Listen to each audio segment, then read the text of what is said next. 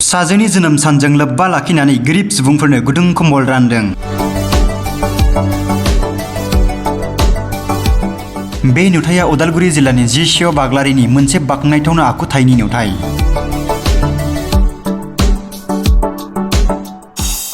मानसियासो मानसिनि गुबै गोनांथिखौ हमदांनो हायो।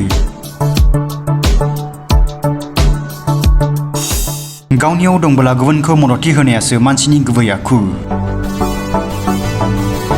गावनियाव दङब्ला गुबुनखौ मददथि होनायासो मानसिनि गुबै आखु। दिनै बे बाथ्राखौ मावफुंना दिन्थिनो हादों उदालगुरि जिल्लानि फुहुवाबारि गामिनि थागिबि समाज सिबियारि जिसिअ बाग्लारिया। समाज सिबियारि बाग्लारिजों लोगोसे अनजालि बिसि आरो फिसाजोआ जुथायै दिनै गासै मोन 100 गोरिब नखरनि सुबुंफोरनो गुदुं खमबल राननानै होदों। लोगोसे बिथां जिसिअ बाग्लारिया थांनाय समफोरावबो गोबां समाजनि बायदि खामानिफोराव बिहोमा होबोनायखौ नुनो मोनबोदों।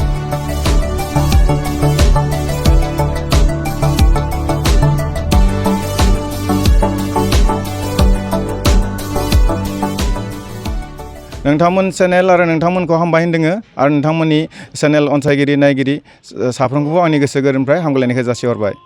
गोजां बोथोर फैनायलाय आंनि जे प्रेक्टिकेलि गांसे कम्बल जेब्ला जोमना उन्दुयो गोजां गाया।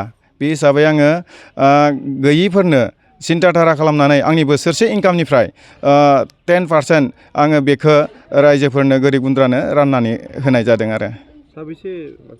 आङो 100 जन मानसिनि थाखाय केपासिटि दङमोन 100 जनखौ होबाय। नोंथांनि बे राननायाव सोरबा राजनीतिक लिडार बा सोरनिबाफोर बिदि सहाय दङ? बेनि राननायाव आंनियाव रावबो राजनीतिक लिडार राजनीतिकनि माबा गैया। आं बेखौ गोसो जानानै आंनि जेनो बुजिनानै आं बेखौ होनाय जादों। नोंथांनि गामिनिल' ना गुबुन गुबुन? बेयाव गामिनिल' नङा आरो मोनसेल' धोरोम मोनसेल' हारि नङा। ख्रिस्टान हिन्दु सावताल नेपाल फ्राय गासै जाति जनगोष्ठिनोनो आं बे माबाखौ रानना होबाय आरो। उननि समाव फैबाय थानाय समाव नोंथाङा बेबायदिनो पदक्षेप लागोन? आं लाबाय थागोन आरो बेनो गिबि खेब नङा। आङो फ्राय गामिफ्रावबो होखायोमोन होनाया आरो उनावबो होबायानो थागोन। नोंथांबायदि होनो हाथावना गोबां माने बर' समाजावबो बेबायदि सुबुं दङ। गोबां गोबां दङ। गोबां दङ नाथाय बेखौ गोसो खालामाब्ला क्ररपति थाबाबो होनो हाया। जायहा गोसो थायो एसे थानायखौनो होनो हायो। दायो गोबां सुबुंनो आं होजोबनो हायाखै। सोरबाया एसे मोननो लुगैदोंमोन नाथाय आंहा केपासिटिया 100 खानल'मोन। आं बेनिखायनो आं 100 जन मानसिनो होनाय जाबाय आरो गासिबो दा मोननो हायाखै। मोननो हायैफ्रा जेन उनाव मोननो हागोन। दा एबाराव मोनिखौ हामा मोननाङा बा गाज्रि मोननाङा आं बेखौनो गुरैयै खावलायबाय आंनि गोसो गोरबोनिफ्राय। आङो बिदिनो सिगांफ्रावबो होबोबाय। मथा मथि भैरबकुन्द टाउन बाप्टिस्ट चार्च बेयावबो बोसोराव मालाबा बोसोराव 51,000 मालाबा बोसोराव 22,000 मालाबा बोसोराव 16,000 बेबायदि आङो होबोबाय थाखायोमोन आरो आङो सिगाङाव उनावबो बिदिनो होलांबाय थागोन। आं आवगायलांबाय थागोन। आरो मोनदों नोंथाङा माने बेरामिफोरखौबो मालाबा सहाय खालामो? औ बेरामिफोरखौबो खामानि मावनानै जायफ्रा हाजिरा मावना जाग्रा जेब्लानोखि अपारेसन खालामबाय बिसोरो हाजिरा मावनो थांनो हाया अब्ला आं बिसोरखौ सुलुत लानानै आं एसे एनै खरसा होना मदद खालामो। खोब गोजोननाय मोनो मालायखौ सहाय खालामनो मोनबोला खोब गोजोननाय मोनो आरो। बे थुलुंगाखौ आं उन्दैनिफ्रायनो मिथिगौमोन। माने जेब्ला आङो गिर्जाफ्राव थाङोमोन अब्ला आङो बेखौ मिथियोमोन सहाय खालामनांगौ होननानै। ओमफ्राय आं सेंग्रा समनिफ्राय एसेबां हायाखैमोन खिन्थु आं जेब्ला हाबा जानानै न'खर सोलिनानै आङो एसे बिदिनो दशम भाग माने 100 थाखायाव 10 थाखाखौ आं दिनलांनो रोंदोंमोन आरो बेखौनो आं होनाय जायो।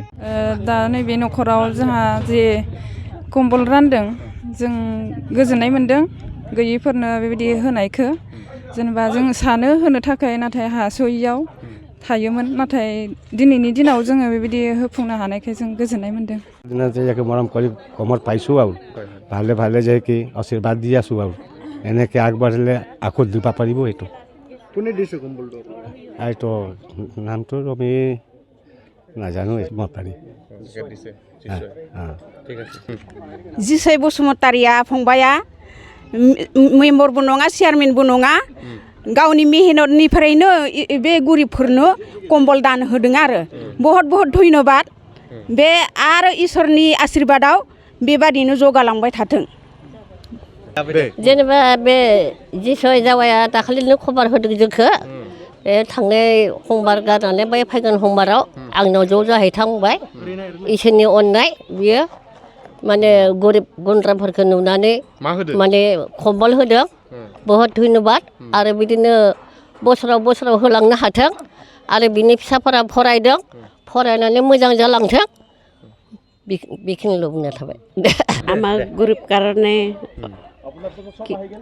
বসুমতারি ভালে ভালে কম্বল দিছে আশীর্বাদ দিয়ক আমার লোৱা নাই কোনে দিছে জানো নামটো কি জিচুৱা বসুমতাৰী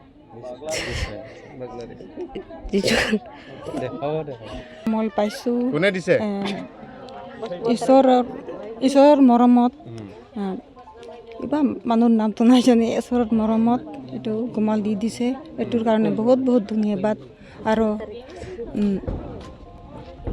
পাছত এনেকুৱা পাব পাৰে